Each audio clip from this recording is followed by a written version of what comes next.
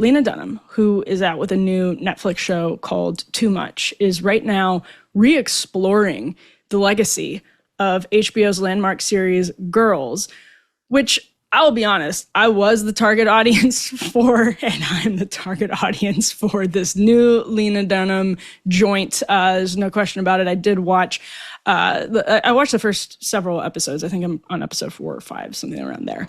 And of course, as the target audience for everything that Lena Dunham does, I very much enjoyed it. It's funny, gives you laughs, and if you are in the age range, and by that I mean like the cringe millennial age range, meaning you like to say that old Taylor was her best, then this is a show for you. Well done, Netflix, and well done, Lena. She knows how to get us. But she was actually on an episode of the Girls Rewatch podcast, which, I mean, I wish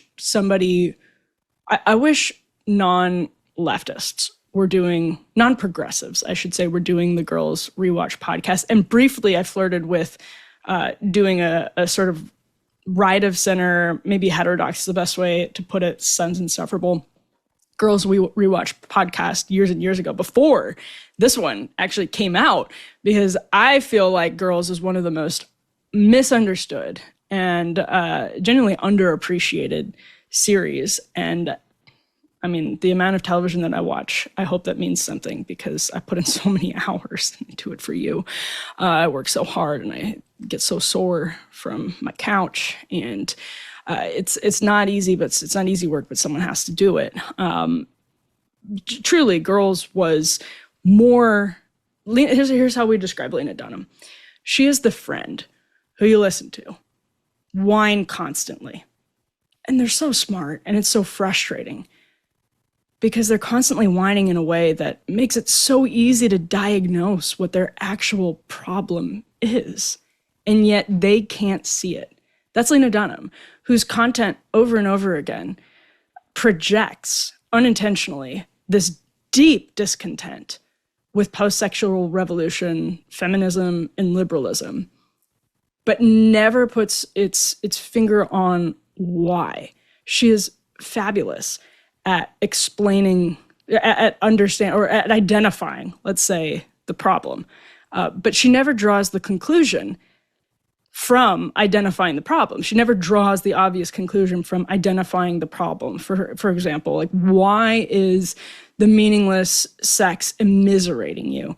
Why is perpetual singledom and career culture immiserating you? Why is the blending of sex and gender immiserating you? These things are funny, and she does poke fun at them.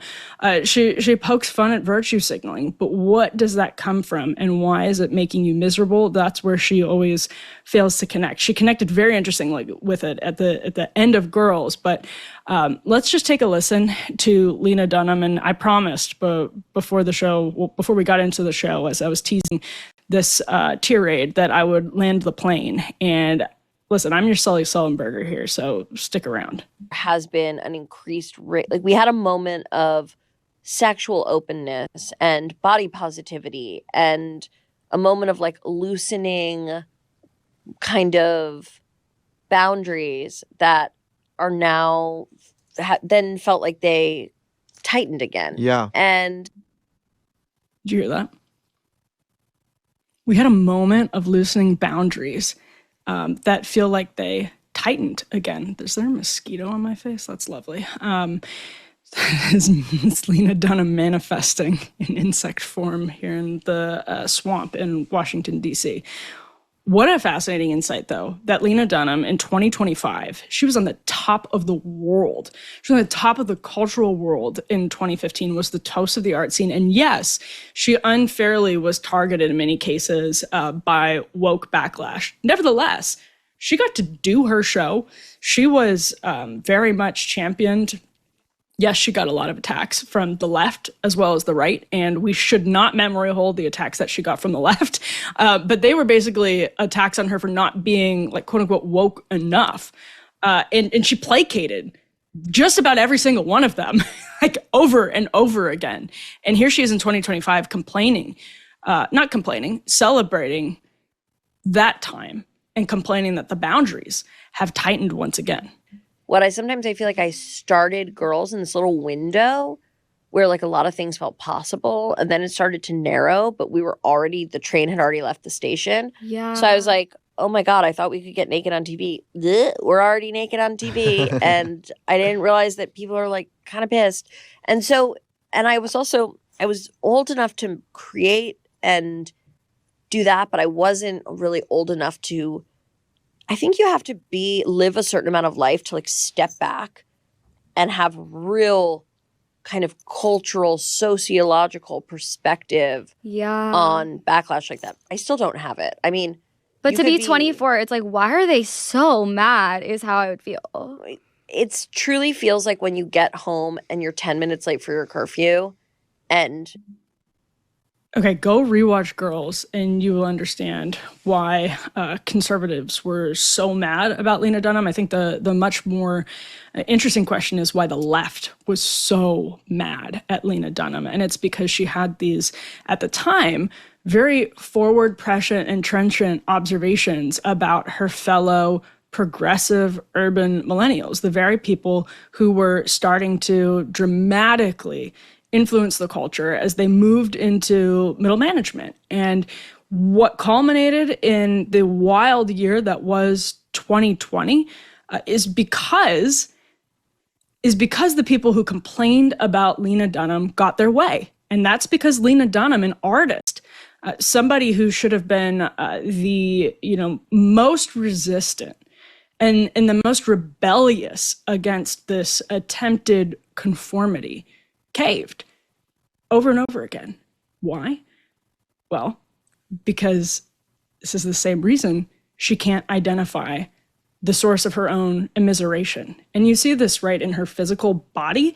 And I don't want to get too far into that. I think it's very sad that somebody who champions body positivity, sort of a reverse Lizzo, dare I say, Lizzo has become increasingly healthy as a champion of body positivity, as somebody who, by the way, came to fame in the second half of the decade that Lena Dunham came to fame and is now getting healthy. Lena Dunham looks progressively less healthy, and she sounds wiser in some ways, perhaps. But I don't look at Lena Dunham as somebody. I pay pretty close attention to her as somebody who seems like they're doing really well. I don't know her. I don't know her personally, but in her art, I think it does project a level of anxiety and misery and pain that is rooted in a purposelessness and a sort of postmodern concept of the good life that she herself challenges through her art in ways she doesn't. Here it is. I would say Lena doesn't quite land the plane. And I say that with humility. As actually, I'm slightly younger than Lena Dunham, or I'm probably like 10 years younger than Lena Dunham, somewhere around there. And I mean, I think a lot of this experiment played out in ways that were increasingly obvious to see by the time Girls finished its run. But if you haven't watched to the end of Girls, even if you haven't watched the last episode, that show is shockingly conservative. The last moments of Girls, maybe because conservatives had all tuned it out by then and were done with the outrage porn over Girls, they didn't realize how that show ended. I'm not going to spoil it here, but I highly recommend you go watch it. It is, as the quote-unquote woke revolution was consuming our institutions with the idea that sex and gender were malleable categories, Lena Dunham made unintentionally one of the most poignant and beautiful statements on womanhood and the essence of femininity that has existed in liberal art, leftist art, in the last couple of decades. And she did it without really knowing what she was saying, clearly, because she still doesn't embrace that.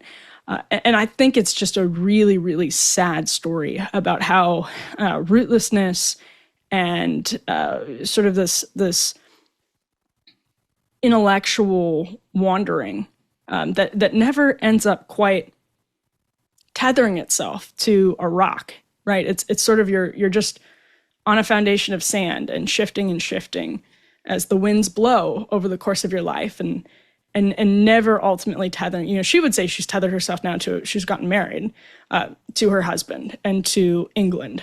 She's moved out of New York City and wrote quite an essay about that, which I recommend to people as well. But she's very talented. She's a great writer. She can be really funny, but it's just fascinating watching her art, her struggle with what the world is really telling her and what her experiences are really telling her, because she often projects it in her satire.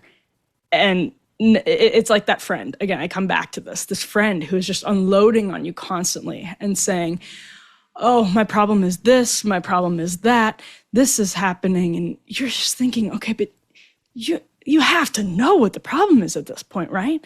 You have to, what I should be doing right now is like referencing someone specific and communicating with them subtly, someone in my life, and just making it really obvious who I'm talking about. I'm not going to do that, but you all have that friend, right? That's Lena Dunham.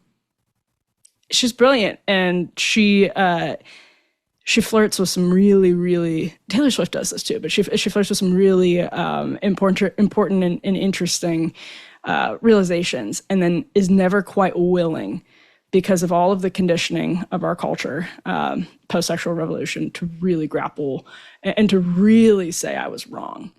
And it's sad, because I think, that happens to a lot of people. Those are my thoughts on Lena Dunham.